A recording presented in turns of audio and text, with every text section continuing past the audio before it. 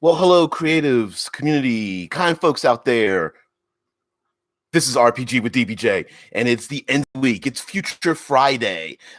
Future Friday, we always like to talk about from modern day, and maybe a little bit in the past, but definitely modern day into the future.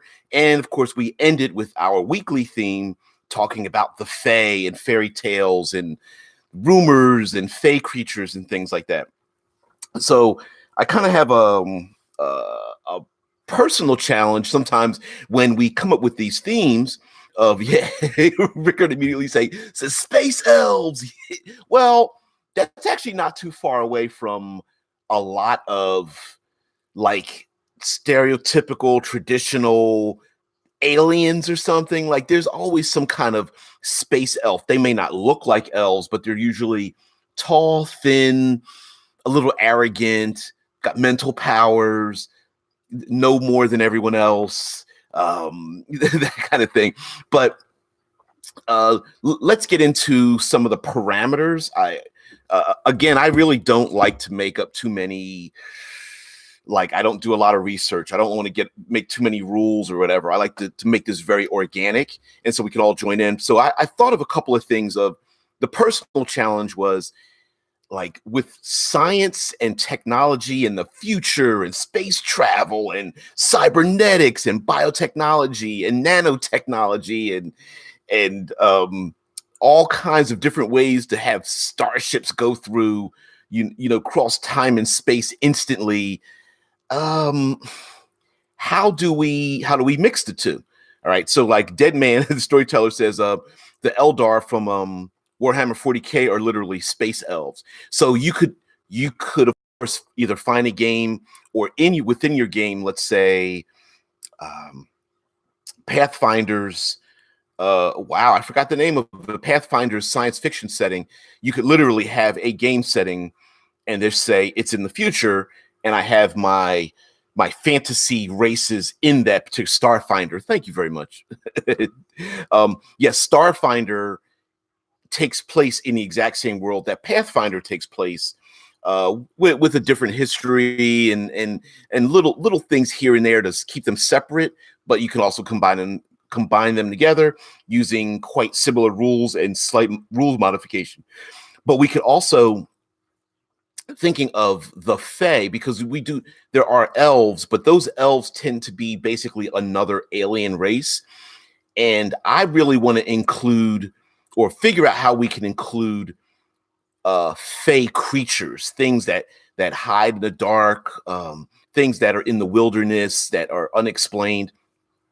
And how do we do that in a science fiction setting? Well, one thing is that we could default to our own humanity, in the sense that things we don't understand, sometimes we like to chalk them up to magic, things that are beyond us, right? So even though in the future we may learn new things, there may be so many more things, despite the fact of having space travel and it may be an intergalactic society, or if you're doing something far more localized, like an eclipse phase style setting where you haven't really gone beyond the Oort cloud, it's just in our own solar system, people will still cling to things that they don't understand. The idea of some feel that religion would fall into the category of wives' tales in the future. A lot of science fiction games really downplay religion as a backdrop. So the wishing astronauts safe travel with Godspeed, or crossing oneself, or taking your specific religious document on with you into your backpack when you get onto a spaceship is a thing. Also, unexplained phenomena. People will, for good or bad, it will give them comfort to explain away why those things happen. Seeing stars or seeing strange images in your head if you go through hyperspace, people may think that they are dreams or ghosts or something like that. Rickard says a strange area in space where normal physics doesn't work quite as they should. Instead of the forest you walk into, you might have a nebula. Absolutely, that's it, and that's where I was headed to, right? Like, instead of the forest or way out in the Arctic or a sailing ship on the open seas and you see sirens, there could be nebulas, there could be strange gravitational forces, solar flares, gas giants that have strange images in the clouds, all those kind of things, man. Radiation that pelts the ship and makes the power fluctuations, and strange beings or images seem to phase in and out of time or space inside of a spaceship. And of course, if you have any kind of hyperspace drive wormhole kind of thing, like, hey, we have this technology, but we don't really understand the ramifications of it, similar to like us using nuclear technology. It's like we know how to use part of it, but the long-term effects of using the rest of it, we're not sure. So that could be a thing as well. But yeah, the nebula idea, absolutely. Dead Man the Storyteller says in Eclipse phase, there are things like creepers, black bubbles that can pass through anything. What if there is a new particle and or ray or energy type or something, graviton, scion particles or something, like in this new, as technology has gotten, it's almost like the more we know, the more we don't know. And so you could include those things where there might be areas of space where people are like mentally controlled, or people feel like their subconsciousness becomes real, which has been the subject of a lot of movies like Event Horizon and Sphere. Those are the only two that come to mind, but I'm sure there's plenty others. I believe there's even there's a Twilight Zone episode with something like that. A Foolish Kiwi says Fae and astrology are often interconnected. Yep, certain constellations or astral objects may mark events for them, or even if you're going with a classic red thing, maybe they won't go to planets that experience a blood moon or have one in their moon cycle, like anti-mana. Oh, so like there could be. Tesla Ranger says there's a Jedi Master named Faye, and yes, she has pointed ears. Yeah, but there could be a correlation between the ancient fairy tales and what we experience in this new science fiction setting, right? So the Fae and astrology and the movement of the planets and their effect, and especially if they're stretched out, like this event happens every 5,000 years. This event happens every 256 years to the minute or whatever. It could be something very ancient that the ancients actually knew about, and when the constellations move into their right pattern, something may happen in this new sci-fi world that was predicted 15,000 years ago. So yeah, absolutely. And also, yes, we can have space elves and those kind of things, and it could be a general good excuse for where they gain their abilities from. So if you have like space elves or space pixies or something, you could just make them alien races. It's just they just happen to be small with butterfly wings, but whatever. Rickard says Shadowrun's ages. Not familiar, unless you're talking about like the different the ages that Shadowrun has gone through. That which could also be a possibility that the change that happened in the Shadowrun universe was predicted by ancient peoples, and then when that event happens, there could be something. Dead Man the Storyteller, Shadowrun the cycle in 5,000 years. Yes. Exactly. Like you could have this really intergalactic, science fiction thing, but there could be a cult of some sort, or like a minority Wiccan style, like magic and astrology and psionics or something that are predicting these changes, and everyone else is like, no, we've got anti-gravity, we've got laser weapons, we've got mastery over nanotechnology. I mean, sure, yes, that stuff was predicted then, but we're living in our age now. Those are just fairy tales, those are just rumors, and those events could be happening in your universe, like one right after another, where even you could say like fairy tale or ancient creatures like satyrs or or what have you start coming into the world, or they end up finding alien races that happen to match up to these omens that were predicted, these portents, and the two could be linked together, kind of.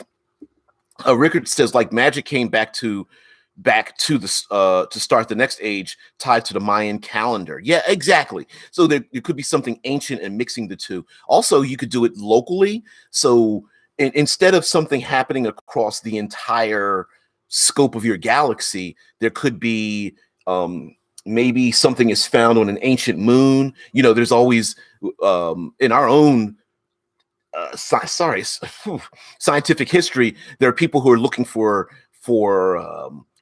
constructed materials on like the dark side of the moon or on Mars or something. So there could be planets that are quarantined or need to be investigated because some ancient culture built something that was devoted to like astronomy and astrology and more mysticism, and then this new scientific realm finds it and discovers it and realizes that maybe something happened on this planet, or they're predicting something that might spread throughout the universe, or the prediction of comets and other large galactic events happening, and it could be localized to a planet, or it could be localized to like a star system or what have you. And it could be a great way to have, hey, we're playing, I don't know, Traveler or Coriolis or Stars Without Number, but in this little corner of the universe, there's things that are just not explainable. Foolish Kiwi says that's how non-human races in our 1970s Earth, that's how non-human races in our 1970s Earth campaign, they're all just aliens. The fact that humans are the least technologically advanced, having just went to the moon, makes it a cool dynamic. Yeah, I like that too. Air quotes, the orcs are savages, yet still so much further ahead than us. Yeah, and who is to say that, like, if you want to mix this, I know this is, Future Friday, but you could, in the Elf Quest series, which I love those graphic novels, in Elf Quest, the aliens on Earth, prehistoric Earth, were the elves. Like, they traveled around through like the astral realm with their mental abilities, and they happened to be so-called aliens that ended up meeting Neanderthal human beings, and they brought with them these little small creatures that were like their servants that they made, genetically made, and those little creatures were actually trolls or little orcs, basically, when an accident happened. Anyway, long story short, in ElfQuest, the elves, having mental powers, because that's just what they did,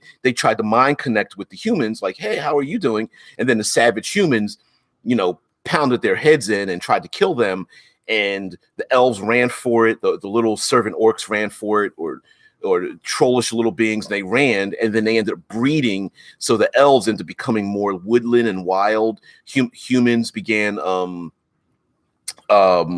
getting more of a language and such, and then there were like dinosaurs around. So yeah, absolutely, those Fae races could literally be alien races in the world, and even their magic could be basically unexplained science. Science so advanced could be indistinguishable from magic.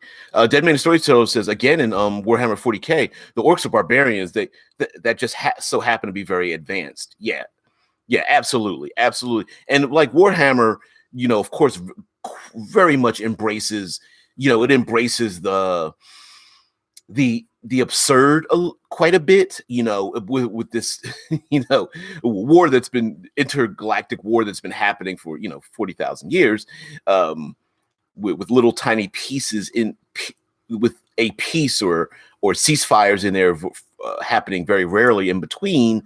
They basically embrace all of that. But I also would say that you could also include like not new fairy tales or new rumors or wives' tales or whatever you want to call them, but you could have these tales where, like, say, colonists go to another planet, and the the children that grow up there, maybe there's an alien. Maybe the fairy tale is explainable with enough research, but at the time people don't have it. So colonists land on the planet, they live there, and the children befriend something that lives out in the wild, or the spirits or ghosts or something that pass through their walls and whatnot. And the adults don't know how to handle it. Maybe they go insane, or they try to hunt these things down and they can't find them. But the colony has continued to grow, and they made peace with whatever lives there. And so to them, it's to them, they're fey creatures, but to the new people that arrive, they're like, we need to find out what's going on. And it could be the people that are there are like, well, we don't need to. There's danger in uncovering why it is. Let's just accept the fact that it is. So you could play with the idea that learning more is actually worse than accepting what is real and what isn't. So let's say the player characters are visited by like their dead loved ones, or being confronted by their own guilt or their own dreams or what have you. And it could be kind of a catharsis for the people who live there. But when you uncover what's really going on, maybe that like almost spoils the good benefits of not uncovering why things are the way they are. So you could have maybe a planet or even a star system or a moon or what have you, where people go there as a pilgrimage for their own spirituality. And then maybe there's another place where it's black marketeers, where they're like pirates and, selling stolen goods, a criminal organization that's in the corona of a gas giant or something like that, right? And then there's strange events, weird events, and no one has really taken the time to discover why things are going on. It just is. Dead Man the Storyteller says Warhammer 40K has been at near constant war for several million years. Humanity has only been around for like 40,000 years. Sorry about that. Yeah, I mean, there's a huge. I don't know the 40 Hammer. I don't know the 40K universe like the back of my hand, but yes, having a war that goes on that long, I'm sure there's plenty of things that get lost in the cracks. Information gets lost and redistributed, and then things are just accepted, and no one. But by this time, after a couple of generations, no one questions why things are the way they are. They just are, right? If it's war, you just have to accept it for what it is. Johnny Finch, hello there. Haven't seen you before. Take it in more of a Cthulhu mythos style. Then learning about it just drives you insane, and it's better to remain ignorant. Yeah, exactly. In many ways, Cthulhu was like, oh, seriously, mythos. Thank you for the super chat, man. Oh, sorry I'm late. Also, books came a few days ago. Sweet. Oh, I'm glad you got them. I hope they survive the trip. Side note, by the way, I sent Mythos my Rifts RPG books, and hope you got them. So thank you very much, man. But that was unnecessary. So I really appreciate it. You're a great dude, man. I really thank you. And Johnny Finch, thank you for making a comment. And remember, Cthulhu is about like those stories were all about. Maybe we shouldn't look too deep into how our universe operates. We shouldn't look too deep into hidden knowledge. Maybe we should listen to, not opening yet one more book of hidden knowledge and having things come in. It's, maybe we shouldn't do those things. And so having an alien race or an outpost or a planet that has big warning signs around it, like, please do not investigate. And of course the PCs are like, don't investigate. That's a big sign saying we should go down there and poke ourselves around. The movie Alien, in many ways, is kind of the science version of Cthulhu in a way. It's the what is this alien thing? Maybe we should modify it. Maybe we should take it with us. And it's like, no, leave it where it is. Don't touch it. Get away from it. It's made by engineers, and we shouldn't touch it. Maybe it wasn't executed very well, but the alien and all the continuing movies, Aliens, and all the way up till now, the different variations that people have come up with. I think that's the sci-fi version, the technological version of the same thing. Foolish Kiwi says Phantom Dust toys with that idea when people realize that they are figments merely made of the leftover dust and energy from the planet extinct in ages ago. They can't handle it and literally explode. Mythos says there were only 4, right? Yes. I have other side note to Mythos. I have other Palladium books, but they're not Rifts books. So yeah, there were 4 in that bundle, like Japan and the Coalition War and stuff like that. Yeah, absolutely.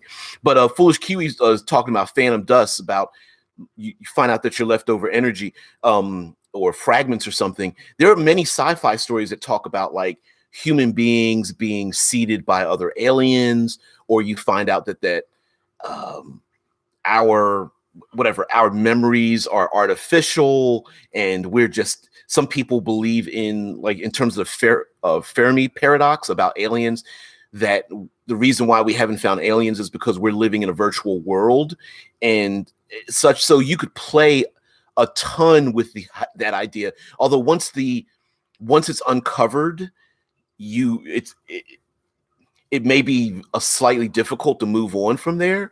But yes, absolutely. I think you can really play with the idea that there are some things we just should not know. And the more you know, the greater chance you have of going insane, or at least driving other people insane. Like, that's why we lock this information away. For example, I don't know, wormhole technology might have some hidden information that they keep secret, and it's not because of the military, or it's not because of some shadow organization. It could be, listen, a lot of our pilots went insane the first time they did it, and when their minds were open to the outer realms of the wormhole, they brought back something with them. So listen, wear the dark helmets, go through the wormhole, get out the other side, and that's it. Yeah. Mythos says, as we all know in role-playing games, when someone says investigate problem, you do it. When someone tells you not to, you therefore do it anyway. Hell yeah, that is exactly right. Yeah, the quest giver comes and says, you need to touch this. And they go, oh yeah, sure, okay, I'll take that quest. And then the other quest giver comes and says, listen, whatever you do, don't touch that. Like, really? Lick, lick, lick, lick. What's that? What's it taste like? What do you think it tastes like?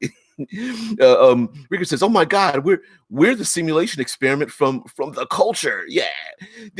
I mean, that's been a backdrop of many stories, although the uncovering of that information tends to be at the very end of the story. Like, we're living in a simulation. We are just byproducts of a more advanced race, and we're basically the leftovers. We're like the trash versions. There was even there was a series written by Steve Perry, Steve Perry, the writer, not the singer. And in his series, there were alien artifacts left on various planets, and no one, you couldn't nuke them, you couldn't affect them, but there was a way for people to mentally concentrate and pass into and out of these, like, they were like bits and pieces, debris almost left. And some people were like, oh, they must be really advanced. They lived in these big cultures and huge cities and whatnot. And come to find out that it was residual debris from trash that they threw away. And their trash was like psychological problems. And they basically excised those psychological problems, like fear and hatred and stuff. And they basically put them in these objects and just threw them on these other planets to get rid of them. And it was basically their trash depot.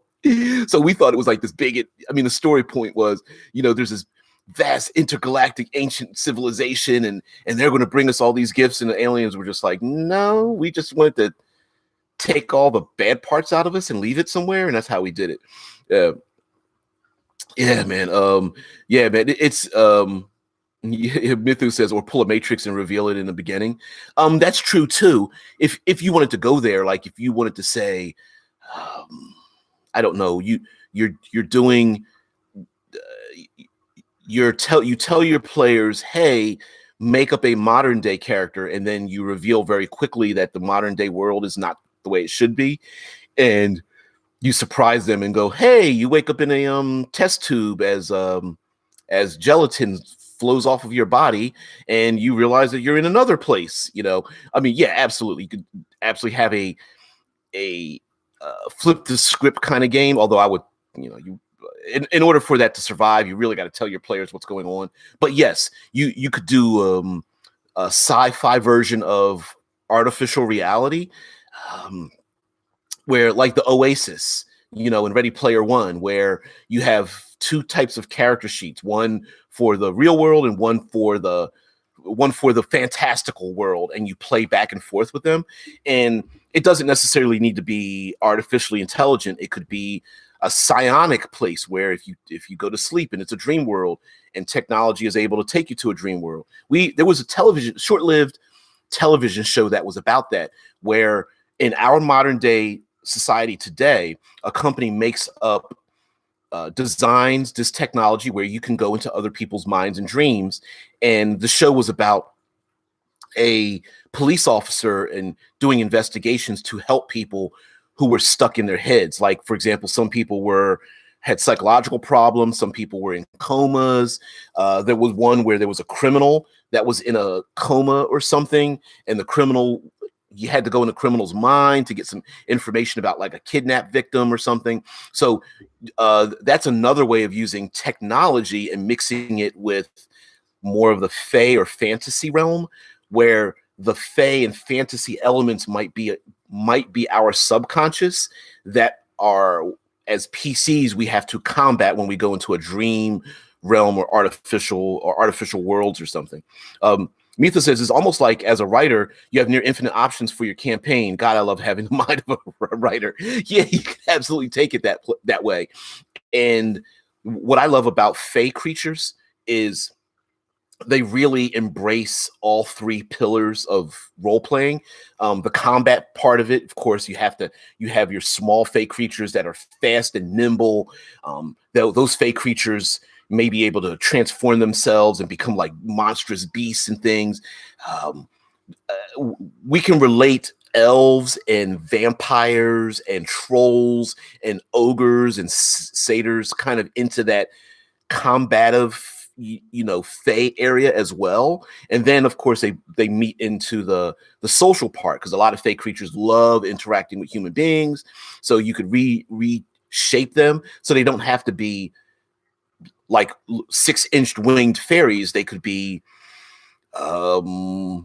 spectral images, or they could be what look like brains with brain stems and jellyfish tentacles off of them, right? Like we don't have to go with the exact tropes, but we can use those elements from fae creatures where they love to communicate with people, or they're looking for something from people, like an alien race doesn't have emotions, and so they use other people from humanity, and they buy and trade and sell people's emotions or memories, and they try to steal them. For them, it's a commodity, or it's like a drug for them, and they don't or they're addicted to it, or it's like a black market thing, and the PCs have to uncover it. So that could be a story as well.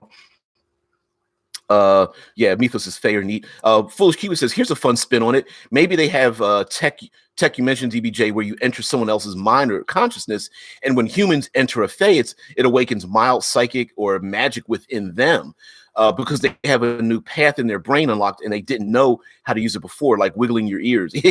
Yeah, and what a great way to both limit and introduce like psionic powers or magic powers into a high-tech realm.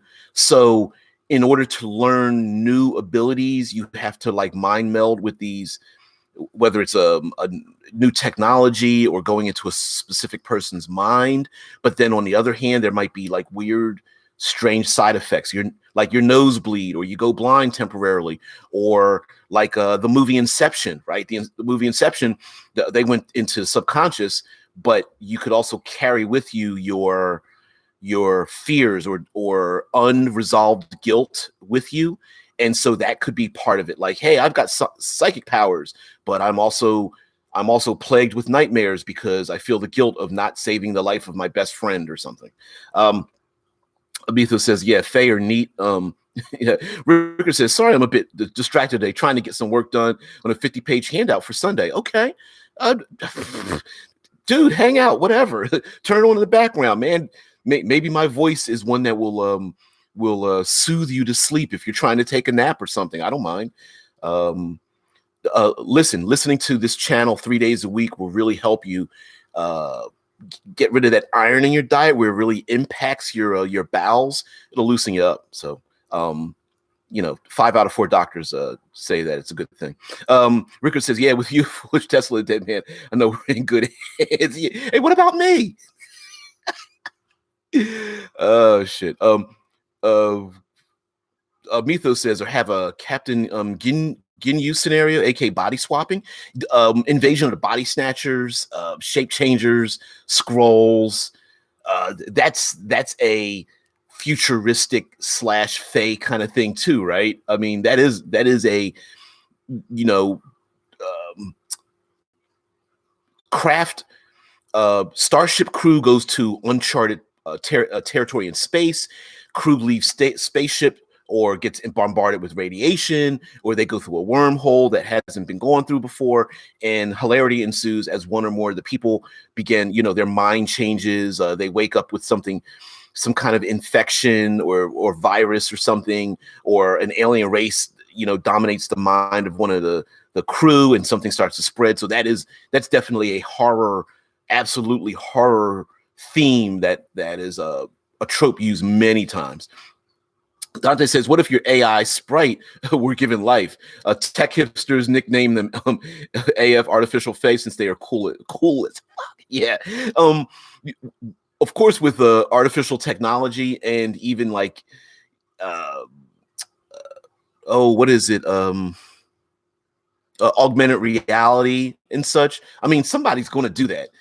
People love unicorns and fairies and rainbows and stuff. Somebody's definitely going to do that. If not sell that on the open market of the AI. The AI systems that you carry around with you, especially if you're able to see it in a periphery, like your own. Everybody has their own heads-up display in their retinal patterns and stuff. Yeah, absolutely. Johnny Finch says, you could end up absorbing the subconscious fears of the entity whose mind you touched too. I would erase the question mark and absolutely say yes. Maybe in order for the PCs to like gain these new insights or powers, they have to touch the subconscious fear of that entity, and then maybe they start having those fears as well. Again, yeah, absolutely. Rickard says, you're always in good hands, DBJ. The squirrel takes good care of you. yeah, thanks, man. I really appreciate it. Johnny Finch says, yeah, you gain power, but you don't just get to take power without a consequence to that. Absolutely. Maybe, like, okay, here's a perfect example. Let's say someone gains like a sensory power. For example, they have some sort of ESP where they can walk into a room and detect what transpired an hour before, or they're able to touch items and feel the emotional impact of a blaster weapon that was used to kill someone, or they're able to close their eyes and like leave their body astrally. But maybe also they get easily distracted because of the small child that they were not able to save that got sucked out of an airlock or something. And the small child, runs past them out of their periphery vision, and they get distracted temporarily, in an important sniper shot or something, or a small red toy rolls out of rolls down the hallway and bumps into their foot. And it's just like, where'd that come from? And everyone's just like, what is that thing? And it just happens to be something important to that player character. And you never explain how the small toy rolled down the hallway and bumped into their foot, but it just happened. You know what I mean? Yeah, that would also be good. Digital pizzas and squirrels. That's what we have. I know if you hover over it, it says chipmunk, but you know what? Sometimes the squirrels get a little antsy about that kind of stuff. Yeah, Mythos says Rift also has high-tech cybernetic pets like the squirrel. Eclipse Phase has the wobbly cat, a robot cat. That could be, that's another trope you can play with. Yes, we've seen that the AI wants to wipe out humanity, and so we have man against the machine, and they have all the fighting and stuff. But what if you have swarm AI? So here's what I mean. Instead of artificial, like one big Cyberdyne system, one AI system taking over every machine and controlling it through one specific location, what if AI starts to take over by a swarm, meaning every human being has AI with them, and their each personal AI tries to do things for the benefit of themselves to the detriment of everyone else. And those AI almost act as the Fae or the unknown in your world. So you could have things where the rich people that live in a specific habitat their AI start sabotaging the energy systems of the lower status people around them, and start affecting their public transportation systems, and starting creating accidents and things, because it's not one AI, but it's the 10,000 AI of the rich people affecting the 3.5 million other AI that also live in a habitat connected to them that live on Mars, right? And so it's not shutting down one AI, but it's like hunting down the fragments or the evidence of these other AI that are doing these things, because hey, they just exist to do things to make sure their owners are taken care of. Mythos says, so perhaps some Fae has learned an ability to swap bodies, and the players will have to deal with a body snatcher boss. They will have to outsmart him or her, a puzzle boss, as it were. That's a good idea, with the people being, and I say infected, but it doesn't have to be biological. It could be a nanotech. It could be a computer virus that goes into people that have certain implants. It could be people being kidnapped and their bodies literally being replaced. There could be some form of rewritten DNA, or it could be a psychic power that overrides people's minds. And so maybe the PCs have a certain type of technology, or maybe they've been affected psychically. So it's like the movie They Live, right? The PCs can see who's inhabited, but no one else can.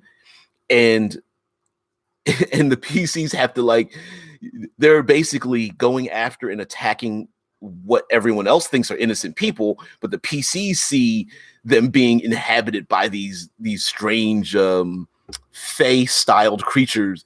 And so that could be a lot of hilarity could happen from that, with the PCs running from the authorities or running from automated systems, trying to discover patient zero, as it were, whether patient zero is the first of an invasion, or whether patient zero doesn't realize what they're doing, or patient zero could just be an alien, and this just happens to be how they breed. they breed by taking over the brainstem of the biological races they come in contact with, or something like that. Foolish Kiwi say AI is all a Fae psyop to cover up flat Earth. How interesting. That would be a real cool twist on something, to have the idea of like the flat Earth, or even to go even further. I know this is totally bizarre, but the Earth on the back of the turtle and the back of the 4 elephants idea. And society has been trudging along at our own normal pace, like, oh, Earth is round and we have technology, and maybe something's been killing our space program, and come to find out that flat Earth and water turning frogs gay. Oh man. But it would be interesting that the space program, like the moon landing, was faked, all because humanity would like drive them insane to realize that all of our old fairy tales were real. And little by little, like the so-called Men in Black have been trying to keep this undercover for years and years and years. That would be a really strange and weird I love it. I love it. That's really gonzo. I haven't said gonzo in a long time. I like that. I like that a lot. The idea of doing that, like a psyop cover. Now, it could also be maybe if the PCs are part of like a shadowy organization or like a, you know, a psyops black market. I mean, black book kind of mission that someone may have uncovered or awakened, like these ancient fey creatures like satyrs and sprites and elves and pixies and gremlins and things, that those things are real in a modern day world and the PCs have to hunt them down, but they can't allow the rest of humanity to know about it because maybe the fey creatures are going into a strange thing. If people believe they're real, then they can affect them, right? So if people think that they're not real, then the fake creatures just walk around amongst us and none of us see them and they don't affect us. But the minute someone perceives them doing something, you know, the kid that wakes up in the middle of the night and goes down the stairs and sees the little pixies sweeping up the floor, it's like, oh, they spotted us. And then now all of a sudden the kid is beseeched with seeing all these things. Mythos says, damn, now I want to see a Men in Black D&D campaign. That'd be kind of cool. I think you could do it. I think you really could do it. You could have a special setting where everybody else is just like, we're just regular people. There's no monsters. There's no dragons. There's no ghosts. We're just going about ourselves. And the player characters are like, the wool has been pulled back from your eyes. Now you can see the real dangers. And they're just like, what? It could be human beings' subconsciousness and fears are creating the fey creatures themselves and don't know it, you know, fueling them.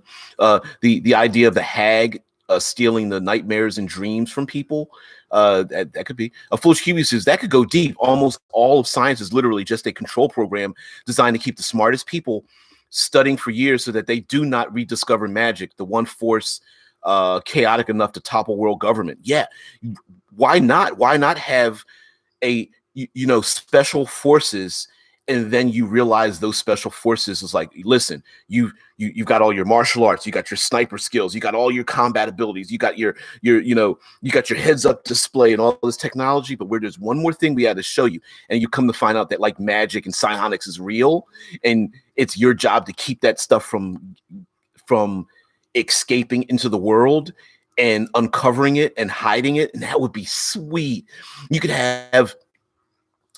do it episodically, like Monster of the Week kind of thing, right? Where 1 week a rich entrepreneur is trying to uncover something in an ancient tomb, ancient Aztec or Egyptian tomb, or you always have the ancient tomb uncovered because of an earthquake or industrial like sprawl has spread to some place and someone uncovers something, and so the PCs are sent in to put a lid on the magic because we can't let that stuff get out of hand. The fear of mummies or people being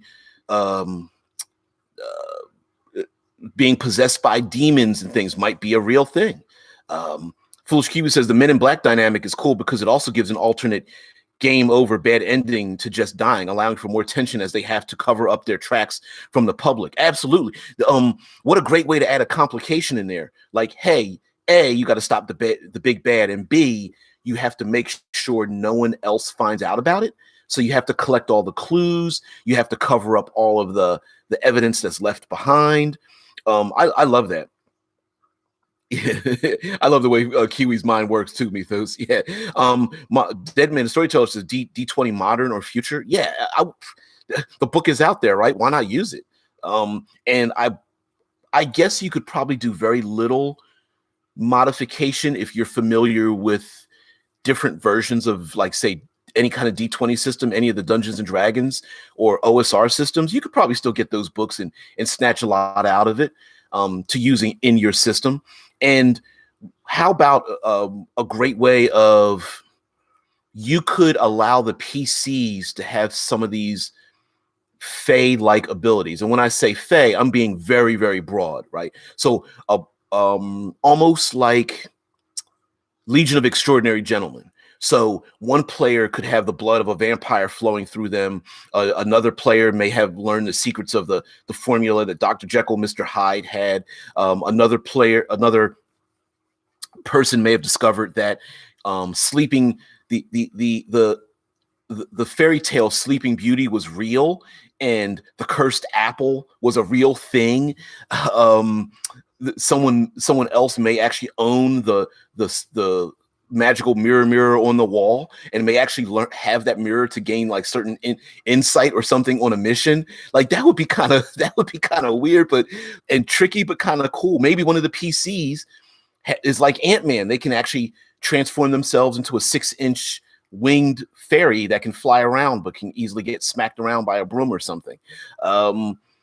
Like you could actually add in some of those tropes and whatnot, especially if like the PCs jump out of like a C-17 cargo plane to dive into like some third world country at war, and one of the PCs has like an old broom on their back and another PC has like I don't know, like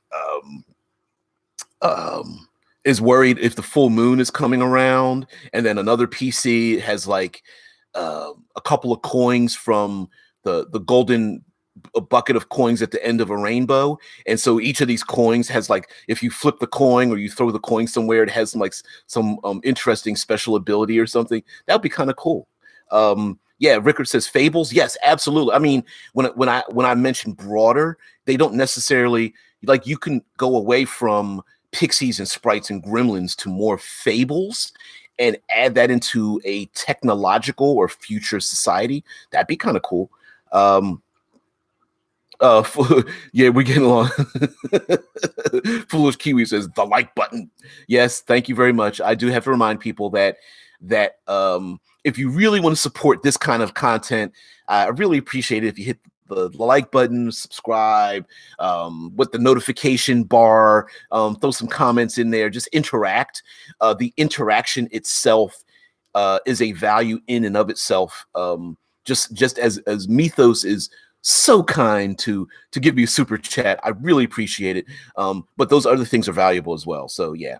That's why 99% of people on YouTube are like, share, subscribe, get notified, and all that kind of stuff. Because if you don't, the algorithms don't detect what that person's doing, and eventually they fade from people's view when they come up in their streams and stuff, or being notified like, hey, someone just had a new video. Eventually you won't even get that notification, which is bizarre. But anyway, Rickard says the comic book, I mean, in terms of the MIB thing, and also Magic Mirror. So fables, capital F, fables. Yes, absolutely. Yeah, exactly. Oh yeah, Mythos says dislike ironically helps too. Yes. The more people hate watch, the more attention it gets. I'm looking at you, DFC, Dawn Forge Cast. Yeah, sometimes he puts out videos specifically so people hate watch it, and that actually pushes it forward into the algorithms. So thumbs ups and thumbs downs are actually equal, or relatively equal. I don't know how the algorithm works, but yes, the more videos that are thumbed down or hated on, or the people that like get into arguments in the chat, actually push videos forward. Yeah, Mythos says the worst thing you can do is ignore a vid, or I hate to tell you this, it might be the best thing. If someone's out there like spouting some kind of like hate or evil, the best thing you can do is ignore the video. But going back to fables, yes, re-skinning or bringing back the idea of fables into our modern day. Grimm, the television show Grimm, or Once Upon a Time, or those things could be brought into modern day and reshaped into modern day. Guys, I know there is a comic book series, and there might even be a role-playing game based on magic in like World War I or World War II, and there were like a flight of witches flying on brooms. I know I've seen this image before. They were like the modern day version of wasps. I mean, the women aviators, but they were actually witches flying on brooms. I know it's out there. Foolish Kiwi says, all right, you said it, Mythos. It's time for alignment debate. All fair, chaotic evil. Fight me. Yeah. Oh man. Oh shoot. You could do a whole yeah. So I actually have a theme for next week. I don't want to surprise you guys too much because it'll start a fight in the chat already. But I think I'm going to do a little bit of meta videos next week talking about kind of the big subjects, not necessarily alignment or power gaming, but something along those lines for all of next week. And we can get into some of the not big issues, but yeah, bigger, broader issues, I guess, in the role-playing community that come up seasonally. Yeah. Rickard says, and how Hellboy popped up in my head. Hellboy's a perfect, the Hellboy comic and movies are a perfect example of that as well. He's a demon, and he's been brought into modern day, and scientists uncovered him, and they have to keep portals closed. And there are these other people who are bizarre beings that are part of that same thing, right? Foolish Kiwi says, anime magic in World War II, Yojo, Senke, a saga of Tanya the Evil in English. Mages are used as artillery. Exactly. I mean, now, mind you, if you combine those two like that, you might have to do a little bit more detail on your world building because your players are going to want to like break the world a little bit. So my suggestion would be for you to break your own world first before you let your players do it. Like if mages are used as artillery, maybe they can be used for other things, and then again start to kind of break your world a little bit, and just to see how it works for yourself. Dante says a cool twist might be our father's tales are actually lost history, or our fairy tales are actually lost history. Maybe we descended from fairies. Tolkien may have actually stumbled on the history of elves and just published it. Yeah. I saw the correction in there. Yeah. What if our great role-playing publications were real? Edgar Rice Burroughs and Tolkien and all the Cthulhu novels, and like, what if all those things were real, and they just published those stories, and everyone's just like, nah, they're not real, they're just great fiction. But the PCs uncover the fact that, yeah, like Sauron's ring is in modern day, and was never thrown into the or was never thrown in the volcano, or maybe someone uncovered, I don't know, some of the other rings that the Nazgul were wearing or something like that. Peter Pan, another good example. Yep. Absolutely. Peter Pan is a perfect example of how they've actually brought that into the modern day where the kids grew up, but Peter Pan never did. Mythos, thank you so much for the super chat. And yes, my wife will be needing me. We've almost hit that hour mark, and she's ready to go off to work, and so am I. I got to work today, tomorrow. But I love you guys, man. Thank you so much for giving me my morning coffee, as it were. Like, it's just, hey, let's sit around, share a slice of digital pizza, just hash out things. Maybe some of you, or part of you, if you just gain one little insight, like, oh man, I think I might add that in the world, or boy, I just got some great information to add to something, I think we could really do it. And I understand, I tend towards the positive. So yes, there are some things in role-playing games where we just wipe our hands of it. Like, nah, you really can't do that. I like to take that challenge. Like, yes, we can go there. We can really start to delve deep into some of these things. Sure, some of it might be a little bit bizarre or a little hard to grok with some of the rules we have in whatever game we're playing. Yeah, all of that can be problems, but I still think we can pull a lot of role-playing game potential out of a ton of us just getting together and basically stealing our ideas from each other. Foolish Kiwi says, or that they're from past timelines that we simply forked away from. Talking about like Peter Pan and fairy tales and things, or Tolkien, right? Like in our world doesn't exist, but it could be a timeline where it really did exist, And so maybe there's a big bad or organizations or something that are slowly coming back into our timeline. Maybe the timelines are forking back together into one. Rickard says, if Lovecraft wrote true stories, I'd rather not leave the apartment. Thank you very much. Hell yeah. Yeah. Um, Hell yeah. I mean, maybe the player who really has read like all the Lovecraftian books and is like, yeah, let's play Cthulhu. And you're like, guess what? It's all real. And they're just like, are you serious? There's no way. Um, oh man. Mythos says, thank you for the books, DBJ. It saves me a lot of money. Whatever. It's worth more.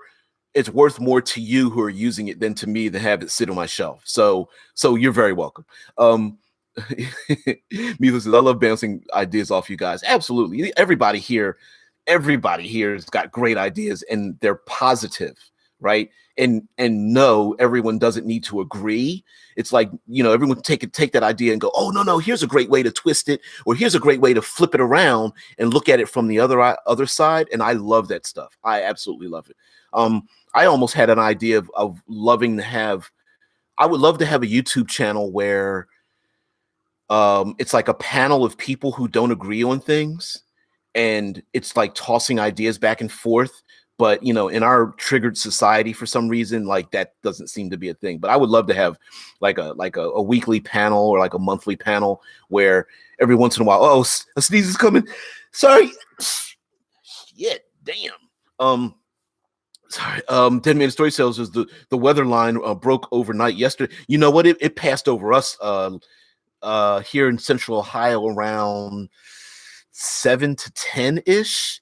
And man, it just broke overhead. It was wind and rain. That's crazy.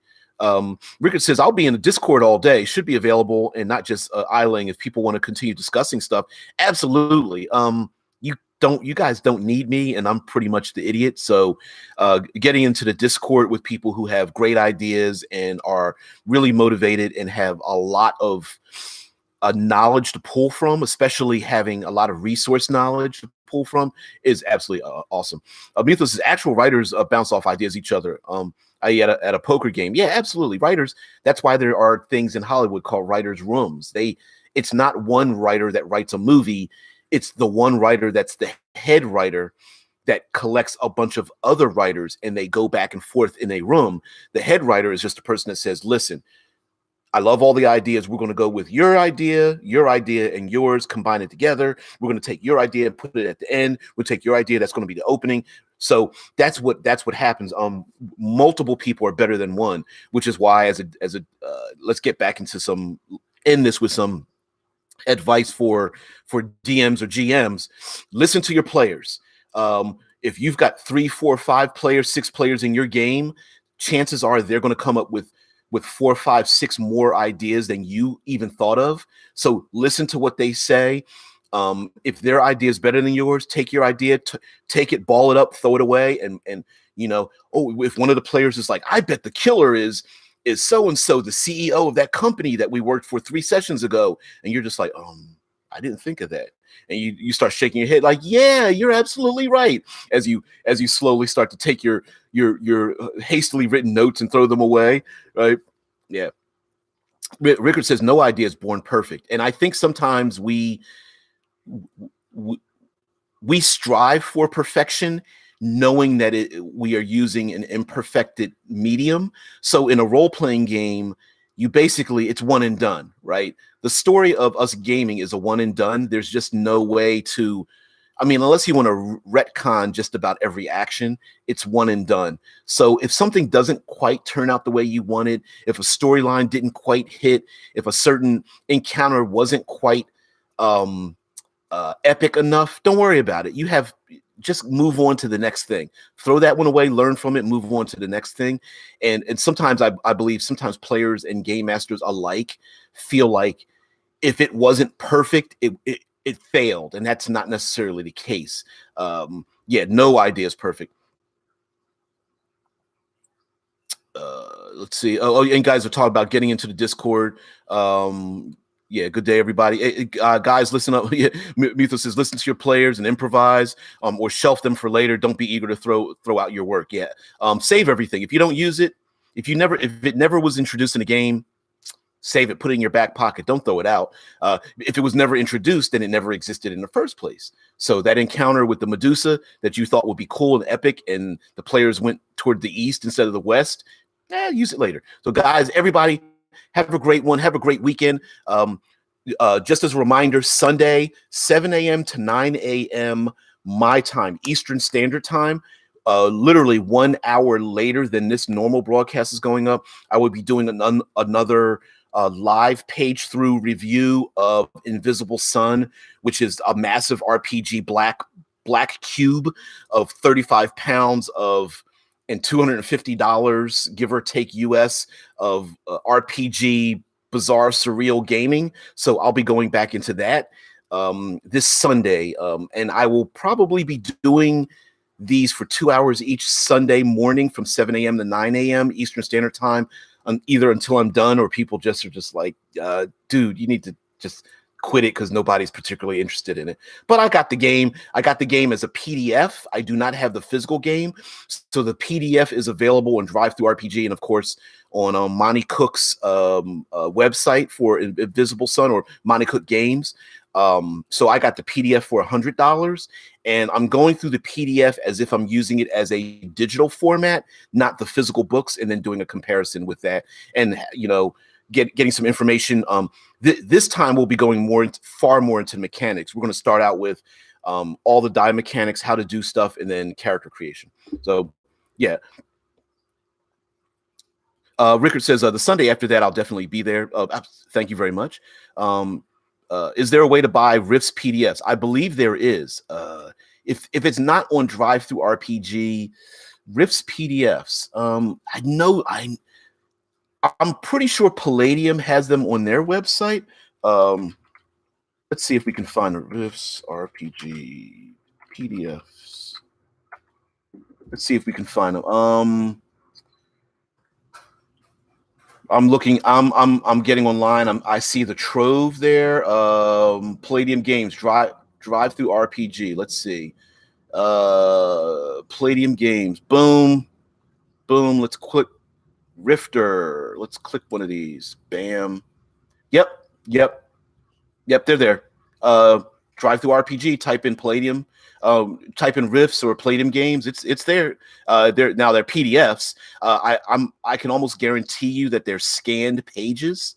Some people don't like scanned pages over direct digital medium because sometimes scanned pages have like mistakes in them, shadows. A scanned page literally is like opening up a book and photocopying it in a way, not literally, but you know what I'm saying. As opposed to it being digitally formatted first. So I believe they're digital formats afterwards. Metha says I could download them for free, but I want to support the official releases. Absolutely. Yeah, Drive-Thru absolutely has them. And has a ton of them on there. So, and Dead Man Storyteller says I linked to the Art Talsorian Games channel in the Discord. Perfect. Perfect. Absolutely. Guys, everyone, have a great day. I got to head off to work. I'll see these Sunday. And then, of course, if you can't join Sunday, we will be going through things 6 a.m. Eastern Standard Time, Monday through Friday. All right, guys, have a great one. See ya. Bye. There we go. Let's end this and be